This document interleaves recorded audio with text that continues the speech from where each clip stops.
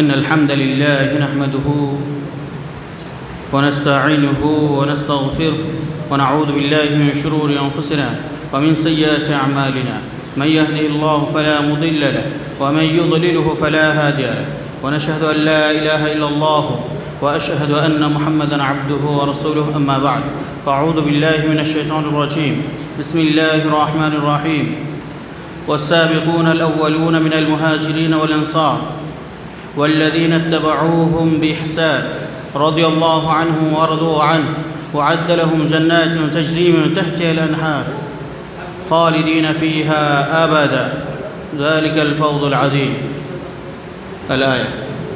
وقال النبي صلى الله عليه وسلم عن أبي هريرة قال رسول الله صلى الله عليه وسلم: لا تسبوا أصحابي لا تسبوا أصحابي إلى آخر الحديث. শ্রদ্ধেয় সম্মানিত আজকের এই আলোচনা সভার যোগ্যতম সভাপতি, সঞ্চালক মহাশয়, স্টেজে উপস্থিত ওলামায়ে কিরাম, দূর দূরান্ত থেকে আগত আমার প্রাণপ্রিয় ইসলাম প্রিয় দ্বীনী ভাইয়েরা, আজকের আলোচ্য বিষয় সম্পর্কে আপনারা শুনেছেন। আজ আমার আলোচ্য বিষয় হচ্ছে দ্বীন ইসলামে সাহাবাদের অবদান। অ্যাকচুয়ালি দিন প্রতিষ্ঠায় সাহাবাদের কী অবদান সে সম্পর্কে আলোকপাত করার চেষ্টা করব। আমা তৌফিক ইল্লা বিল্লাহ, আলাইহি তাওয়াক্কালতু ওয়া ইলাইহি উনীব।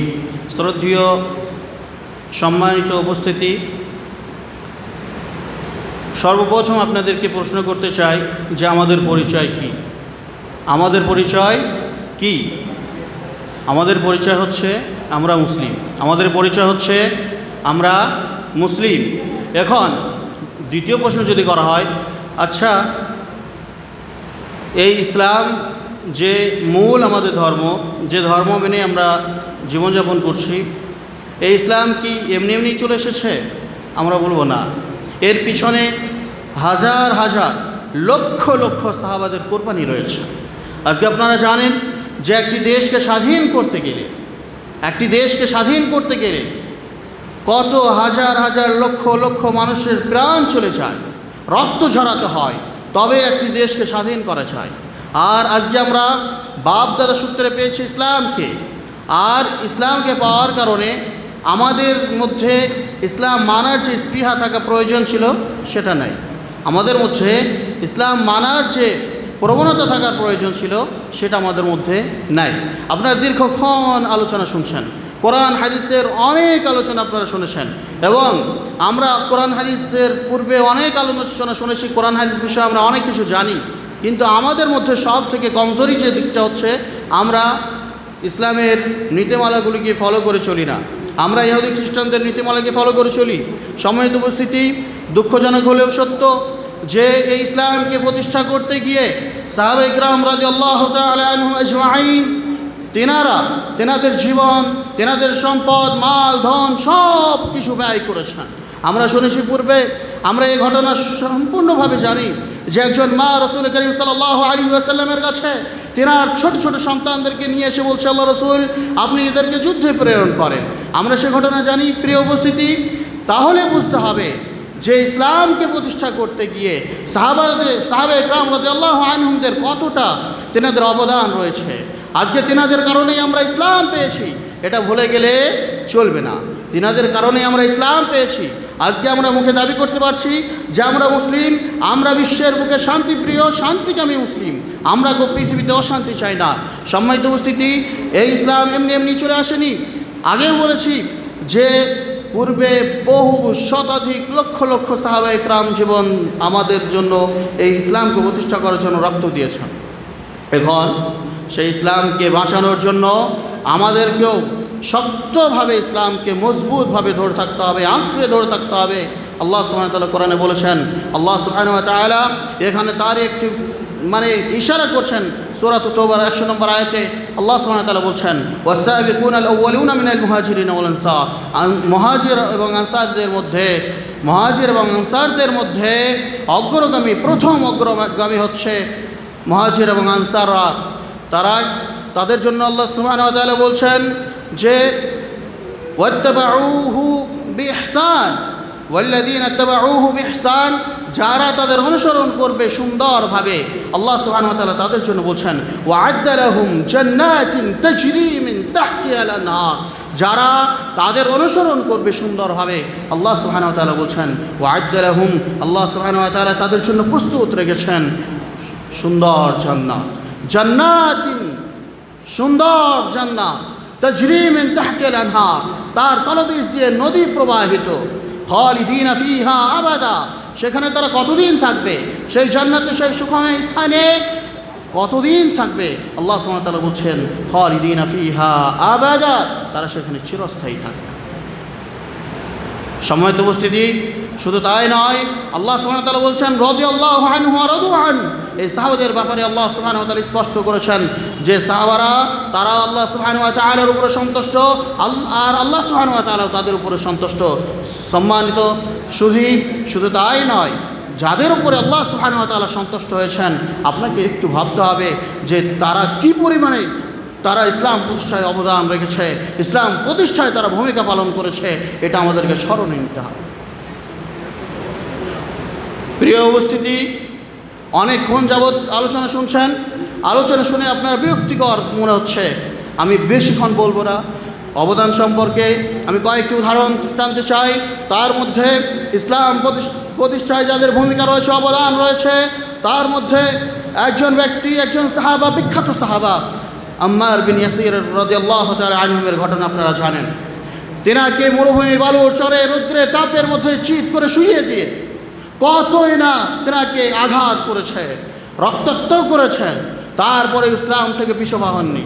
সম্মানিত উপস্থিতি, বিলাল হাবশী রাদিয়াল্লাহু তাআলা আনহুর ব্যাপারে স্পষ্ট এসেছে সহিহ বুখারী ও মুসলিম হাদিসের গ্রন্থের মধ্যে যে বিলাল রাদিয়াল্লাহু তাআলা আনহুকে কুফারে মুশরিকরা বালুর উপরে শুইয়ে দিয়ে বড় পাথর তার উপরে রেখে দেওয়া হতো এবং তাকে শাস্তি দেওয়া হতো। তারপর বিলাল রাদিয়াল্লাহু তাআলা আনহু আহাদ আহাদ শব্দ উচ্চারণ করছেন। সম্মানিত উপস্থিতি, শুধু তাই নয়, আল্লাহ এক বলে তখনও যখন তাকে শাস্তি দেওয়া হচ্ছে আর বলা হচ্ছে ইসলাম থেকে ফিরে এসো, নচেত তোমাকে শেষ করে দেওয়া হবে, তখনও আহাদ আল্লাহ এক বলে তাওহীদের বাণী তিনি সর্বত্র প্রচার করছেন। আর আজকে আমরা কিঞ্চিত পরিমাণ একটু কষ্ট হলে আমরা নামাজ ছেড়ে দিই, কিঞ্চিত পরিমাণ একটু কষ্ট হলে আমরা ইসলাম থেকে সরে যাই, কিঞ্চিত পরিমাণ আমরা একটু ব্যস্ততার মধ্যে পড়ে গেলে আমরা নামাজ পড়ি না। ইসলামকে এতটাই আমরা অবহেলা করছি। যদি আপনি তাদের রক্তের মূল্য দিতে চান, যদি আপনি তাদের রক্তের সঠিক মূল্য দিতে চাই, তাহলে আমাদেরকে ইসলামকে সঠিক রূপে বাস্তবায়ন করতে হবে, ইসলামকে সঠিকভাবে মেনে চলতে হবে। চাই পরিবারের ক্ষেত্রে হোক, রাষ্ট্রীয় ক্ষেত্রে হোক, সর্ব অবস্থাতে সর্বক্ষেত্রে আমাদেরকে এই ইসলামকে আঁকড়ে ধরতে হবে, বুকের সাথে ধারণ করতে হবে, যেন আমার দ্বারা যেন ইসলামের কোনো ক্ষতি না হয়, এটা আমাদেরকে দেখতে হবে। সম্মানিত উপস্থিতি, শুধু তাই নয়, আপনারা জানেন আবু বকর রাদিয়াল্লাহু তাআলা আনহু থেকে শুরু করে উসমান রাদিয়াল্লাহু তাআলা আনহু, খোলাফায়ে রাশিদিন ওমর রাদিয়াল্লাহু তাআলা আনহু, হযরত আলী রাদিয়াল্লাহু তাআলা আনহু আজমাইন, এনাদের মাল ধন সব কিছু ইসলামের জন্য কোরবানি করেছেন। আর আমরা আজকে ইসলামের জন্য 10 টাকা দিতে গেলেও আমরা পিছনে ভাবি, আমরা তাকাই, আমরা দেখি যে এই টাকাটা আমি অন্য জায়গায় খরচ করতে পারতাম। আমরা জানি, আমরা দেখে থাকি যে মসজিদে যদি কোটা চালানো হয়, সেখানে মানুষ সব থেকে নিকৃষ্ট নোটটা দেয়। 2 টাকা যেটা চলে না, 1 টাকা যেটা চলে না, 50 পয়সা যেটা চলে না, সেটাই কোটের মধ্যে দান করা হয়। আজকে প্রতিষ্ঠানগুলোতে দেখতে গেলে আমরা দেখতে পাই যে সেখানে খুব মুষ্টিমেয় কিছু মুসলিমই তারা দান করে, আর তাদের দানের বদৌলতে আজকে এই মাদ্রাসা প্রতিষ্ঠানগুলি চলে। তারা ইসলামের বাণী প্রচার করার জন্য কিছু মুসলিমের কিছু লোকই দান করে থাকে। কিন্তু আমাদের উচিত ছিল, যারা আমরা মুসলিম, ওমর, আবু বকর রাদিয়াল্লাহু তাআলা আনহুমদেরকে দেখে তেনাদের সিরাত থেকে শিক্ষা নিয়ে আমরাও আমাদের অর্থ, আমাদের সম্পদ, আমাদের জান, আমাদের মাল ইসলামের কাছে তুচ্ছ মনে করা, ইসলামের কাছে সব কিছু বিলিয়ে দেওয়া, এটা আমাদের উচিত ছিল। কিন্তু আজকে আমরা এটাও পারি না। সম্মানিত উপস্থিতি, আজকে ফিতনার যুগে ইসলামকে ধ্বংস করার জন্য যুগে যুগে অসংখ্য মানুষ তারা ইসলামকে ধ্বংস করার জন্য লেগে আছে। তারা নিজেদের অর্থ, নিজেদের ক্ষমতা, নিজেদের বল সব কিছু ব্যয় করছে পৃথিবীর মানচিত্র থেকে ইসলামকে হটানোর জন্য। আর সেই ইসলামকে পাওয়ার পরেও আমরা ইসলামের কী খেদমত করতে পেরেছি, আমরা ইসলামকে কতটা পালন করতে পেরেছি, আমরা ইসলামকে আমাদের পরিবারে কতটা বাস্তবায়ন করতে পেরেছি, আমাদের সন্তানদের মধ্যে, আমাদের ছেলেদের মধ্যে, আমাদের স্ত্রীদের মধ্যে ইসলামের কতটা আইন তারা মেনে চলে, এটা আমরা কখনো কি হিসাব নিকাশ করে দেখেছি? সম্মানিত উপস্থিতি, রাসূল আকরাম সাল্লাল্লাহু আলাইহি ওয়াসাল্লাম সহিহ বুখারীতে কিতাবুল ফাদাইল ইমাম বুখারী রাহিমাহুল্লাহ হাদিস নিয়ে এসেছেন। হাদিসের রাবী হচ্ছে হযরত আবু হুরায়রা রাদিয়াল্লাহু তাআলা আনহুম। তিনি বলছেন যে সাহাবায়ে ইকরামদের উদ্দেশ্য করে, লা তাসুব্বু আসহাবি লা তাসুব্বু আসহাবি, তোমরা আমার সাহাবীদেরকে গালি দিও না, গালমন্দ করো না, তোমরা আমার সাহাবীদেরকে কুৎসা রটনা করো না। কেন?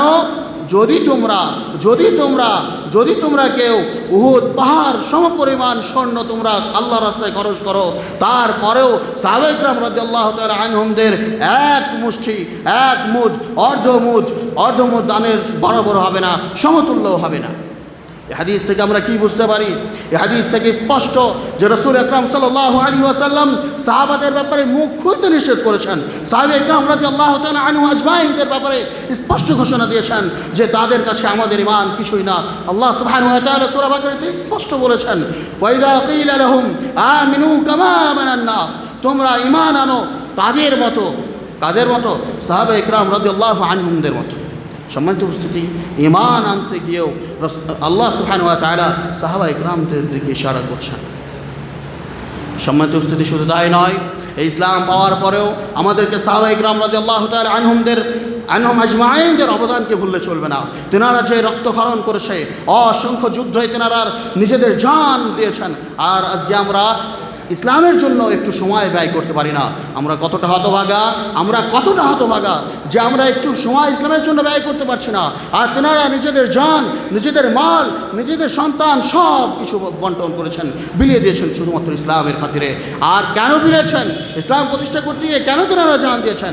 কারণ হচ্ছে আল্লাহ সুবহানাহু ওয়া তাআলার ওই যে ওয়া'আদা লাহুম জান্নাতিন তাজরি মিন তাহতিল আনহার, মুসলিমদের জন্য মেন যে টার্গেট হতে হবে, পরকালের টার্গেট, জান্নাতের টার্গেট, সেই টার্গেটের জন্য আল্লাহ সুবহানাহু ওয়া তাআলা বলেছেন, ওয়া'আদা লাহুম জান্নাতিন তাজরি মিন তাহতিল আনহার, তোমাদের জন্য জান্নাত প্রস্তুত করেছি যার তলদেশ দিয়ে নদী প্রবাহিত রয়েছে, সেখানে তোমরা চিরদিন থাকবে। যালিকাল ফাওজুল আযীম, আর এটাই হচ্ছে তোমাদের জন্য মহা সফলতা। আমরা কে আছি যে মহা সফলতা অর্জন করতে চাই না? আমরা কে আছি যে আমরা সফলতা চাই না? সম্মানিত উপস্থিতি, সবাই আমরা চাই সফলতা অর্জন করি। সবাই আমরা চাই যে আমরাই পরকালে আমরাই প্রথম কাতারে থাকি, আমরা শহীদদের সাথে যেন আমাদের হাসর হয়। আমরা সকলে চাই নবী আলাইহিস সালামদের সাথে যেন আমাদের হাসর হয়, আমরা সকলেই চাই। শুধু চাইলেই হবে না, আমাদেরকে ইসলামের খিদমত করতে হবে, আমাদেরকে ইসলাম সঠিকভাবে মেনে চলতে হবে, আমাদেরকে ইসলাম পরিপূর্ণভাবে পালন করে চলতে হবে। তবে আমরা পৃথিবীতে যে কদিন আছি, যে কদিন আল্লাহ সুবহানাহু ওয়া তাআলা হায়াত দিয়েছেন, এখানে আমরা সাকসেসফুল হব, আমরা সফল কাম হব। সম্মানিত উপস্থিতি, রাসূল আকরাম সাল্লাল্লাহু আলাইহি ওয়াসাল্লাম হাদিসের মধ্যে স্পষ্টভাবে উল্লেখ করেছেন। হাদিসটি ইমাম বুখারী রাহিমাহুল্লাহ স্পষ্ট তিনার সহিহ গ্রন্থে নিয়ে এসেছেন।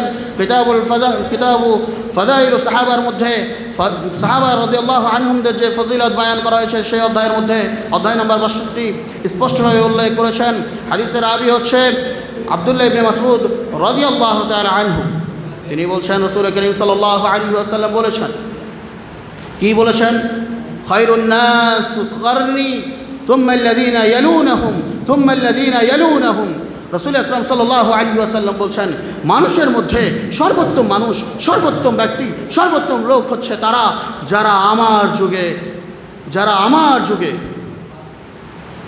অতঃপর তার পরের যুগ, এরা হচ্ছে মানুষের মধ্যে সর্বোত্তম ব্যক্তি হচ্ছে এরাই।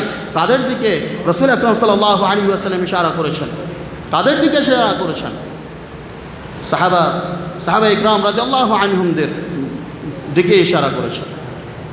এর পূর্বে যত আলোচনা শুনেছি, সাহাবা ইকরাম রাদিয়াল্লাহু আনহুমদের আলোচনা ছাড়া ইসলামের যে বাণী আজকে আমরা প্রচার করছি, যে হাদিস কোরআন আজকে আমরা আমাদের মোবাইলে পকেটে রয়েছে, এর মূল খেদমতে যারাই ছিল তারাই হচ্ছে সাহাবায়ে কিরাম রাদিয়াল্লাহু আনহুম আজমাইন। এনাদের ছাড়া আমাদের কাছে হাদিস পৌঁছাতো না, আমাদের কাছে হাদিস পৌঁছাতো না। তাহলে বুঝতে হবে তেনাদের অবদান, তেনাদের ভূমিকা ইসলাম প্রতিষ্ঠায় কতটা গুরুত্ব রাখে। আর আজকে আমরা তেনাদেরকে অনুসরণে নিয়ে আসি না, আজকে আমরা তেনাদেরকে অনুসরণ করে চলতে পারি না। সম্মানিত উপস্থিতি, যদি আমরা পরবর্তীতে পরকালে সফলতা অর্জন করতে চাই, আমাদেরকে সাহাবায়ে কিরাম রাদিয়াল্লাহু আনহুমদের যে অনুসরণ, সে অনুসরণ করতে হবে, তেনাদের দেখানো পথে চলতে হবে। রাসূল আকরাম সাল্লাল্লাহু আলাইহি ওয়াসাল্লাম এমনি ইশারা করেননি, যত হাদিস রয়েছে তেনাদের কাছ থেকে পেয়েছে। আমরা জানি যে হাদিস চয়নের ক্ষেত্রে, হাদিস কালেক্টের ক্ষেত্রে একজন সাহাবা দিনের পর দিন সিরিয়া থেকে শাম থেকে মক্কা মদিনা কত দূর দূরান্ত সফর করেছেন একটি হাদিসের জন্য। তাহলে বুঝতে হবে যে তেনাদের পরিশ্রম, তেনাদের মেহনত, তেনাদের কষ্ট কতটা তেনারা কষ্ট করেছেন শুধুমাত্র ইসলামের জন্য, ইসলামের খিদমতের জন্য, ইসলাম প্রতিষ্ঠা করার জন্য। আর আজকে সেই ইসলামকে আমরা খুব সহজে পেয়েছি, তাই আমরা সঠিকভাবে মূল্যায়ন করি না, সেই ইসলামকে আমরা সঠিকভাবে মূল্যায়ন করছি না। সম্মানিত উপস্থিতি, আমাদেরকে একটু ভাবতে হবে, বুঝতে হবে ইসলাম এমনি আসেনি। এখানে বহু সাহাবায়ে কিরামের রক্ত রয়েছে, রক্ত দিয়েছেন, জান দিয়েছেন, মাল দিয়েছেন। আজকে আপনাকে যদি জিজ্ঞাসা করি যে আপনার কাছে আপনার সন্তান কতটা প্রিয়, যদি আজকে আপনার সন্তানকে কেউ এমনিতেই হত্যা করে ফেলে, কেউ অন্যায়ভাবে হত্যা করে, আপনি কি মেনে নেবেন না? আজকে কি আপনি পারবো যে আমার সন্তানদের আল্লাহর রাস্তায় দিতে, আল্লাহর রাস্তায় বিলি করে দিতে, আল্লাহর রাস্তায় কোরআন হাদিসের জন্য আমার সন্তানকে ছেড়ে দিতে? আমরা পারবো? অনেকেই পারবো না। প্রিয় উপস্থিতি, সেজন্য ইসলামকে আমাদেরকে সঠিকভাবে মূল্যায়ন করতে হবে। ইসলামের যে বাণী, যে ইসলামিক যে কনস্টিটিউশন, যে কোরআন আল্লাহ সুবহানাহু ওয়া তাআলা দিয়েছেন, যে বিধান দিয়েছেন, যে নীতিমালা দিয়েছেন, এই নীতিমালাকে সামনে রেখে আমাদেরকে জীবনযাপন করতে হবে। যদি আমরা এই নীতিমালাকে, এই সংবিধানকে যদি আমরা মান্য করে যদি আমরা পৃথিবীতে চলাফেরা করতে পারি, তবেই আমরা সাকসেস। তাই তো আল্লামা ইকবাল রাহিমাহুল্লাহ বলেছিলেন, ओह ज़माने में मुअज़्ज़ज़ थे मुसलमान होकर, ओह ज़माने में मुअज़्ज़ज़ थे मुसलमान होकर, और तुम ख़ार हुए तारिके कुरान होकर। তারা তাদের যুগে সম্মানিত ছিলেন, তারা তাদের যুগে সম্মানিত ছিলেন। আর আজকে আমরা কোরআন ছেড়ে দিয়ে আজকে আমরা অন্যায় পথে চলেছি, আজকে আমরা কোরআন ছেড়ে দিয়ে আজকে ফিতনায় জর্জরিত। আজকে সম্মানিত উপস্থিতি, ইসলাহের একটি কর্মসূচি রয়েছে যে প্রত্যেকটি সমাজে মক্তব প্রতিষ্ঠা করা। কেন এই মক্তব প্রতিষ্ঠা করার কর্মসূচি নেওয়া হয়েছে? কারণ হচ্ছে আল্লাহ সুবহানাহু ওয়া তাআলা যে বাণী প্রেরণ করেছেন, আল্লাহ সুবহানাহু ওয়া তাআলা যে ওহী রাসূল আকরাম সাল্লাল্লাহু আলাইহি ওয়াসাল্লামের উপরে করেছেন, সেই ওহীকে আমাদেরকে জানতে হবে, সেই ওহীকে আমাদেরকে পড়া শিখতে হবে, সেই ওহীকে আমাদেরকে সঠিকভাবে জেনে এবং বুঝে আমল করতে হবে এবং সেটা প্রচার করতে হবে। পূর্বে বহু মাশায়েখগণ এই হাদিস পড়েছেন, খায়রুকুম মান তাআল্লামাল কুরআন ওয়া আল্লামা, তোমাদের মধ্যে সর্বশ্রেষ্ঠ সর্বোৎকৃষ্ট ব্যক্তি সেই যে কোরআন শিখে এবং অন্যজনকে শেখায়। সেজন্যই আপনাদের সমাজে যদি মক্তব না থাকে, আপনারা একজন ভালো আলেম পেয়েছেন, আপনারা তেনাকে দিয়ে এই মক্তব চালু করেন, যেন এখানে প্রত্যেকটা ফ্যামিলির প্রত্যেকটা লোক যেন এসে কোরআন শিক্ষা করতে পারে। আল্লাহ সুবহানাহু ওয়া তাআলার যে বিধান দিয়েছেন, সেই বিধান, যে কনস্টিটিউশন দিয়েছেন, সেই কনস্টিটিউশন যেন সকলেই তেলাওয়াত করতে পারে, সকলেই তেলাওয়াত করার পর সকলেই তার মানে, তার অর্থ বুঝে যেন পড়তে পারে। তার জন্য যারা কমিটি আছেন, আপনাদেরকে অনুরোধ করব যে আপনারা এদিকে লক্ষ্য রাখুন এবং তার পরিপূর্ণভাবে ব্যবস্থা করে দিন। অর্থের দিকে দেখবেন না, ইসলাম প্রচার করতে গিয়ে ইসলামের জন্য অর্থের দিকে তাকাবেন না। ইসলাম প্রচারের জন্য নিজের জান, নিজের সময় যদি দিতে হয়, সব কিছু বিলিয়ে দিন, তবে পরকালে মুক্তির রাস্তা আপনি পাবেন। আর আপনি বাড়ি গাড়ি টাকা পয়সা সব কিছু ব্যাংক ব্যালেন্স জমা রাখেন, আপনি 10 তলা 20 তলা বিল্ডিং তৈরি করেন, এই বিল্ডিং আপনার কোনো কাজে আসবে না। আপনাকে খালি হাতে আপনাকে কবরে যেতে হবে, সেদিন এগুলি আপনার সাথে যাবে না, আপনার সঙ্গে যাবে না। সেজন্যই আপনাদের কাছে আমার করুণ অনুরোধ, আবেদন থাকছে যে আপনারা সাহাবায়ে কেরাম রাদিয়াল্লাহু আনহুমদের দিকে লক্ষ্য রেখে ইসলামকে সঠিকভাবে প্রচার করার চেষ্টা করুন। ইসলামের জন্য আপনাদের সময়, আপনাদের শ্রম আপনারা ব্যয় করুন। আল্লাহ সুবহানাহু ওয়া তাআলা আমাদের সকলকে কবুল করুন। আল্লাহুম্মা আমিন। যারা আমরা আজকে এখানে এসেছি উলামায়ে কিরাম সহ এবং আপনার যারা দিনী ভাই দূর দূরান্ত থেকে গ্রাম্য এলাকা থেকে এসেছেন, আপনাদের সকলের শ্রমকে আল্লাহ সুবহানাহু ওয়া তাআলা কবুল করুন এবং আমাদের সকলের জন্য আল্লাহ সুবহানাহু ওয়া তাআলা জান্নাতে তিনার উৎকৃষ্ট জায়গাতে আমাদের জন্য একটি ঘর নির্ধারণ করুন। সকলেই উচ্চ স্বরে বলি আল্লাহুম্মা আমিন। ওয়া আখিরু দাওয়ানা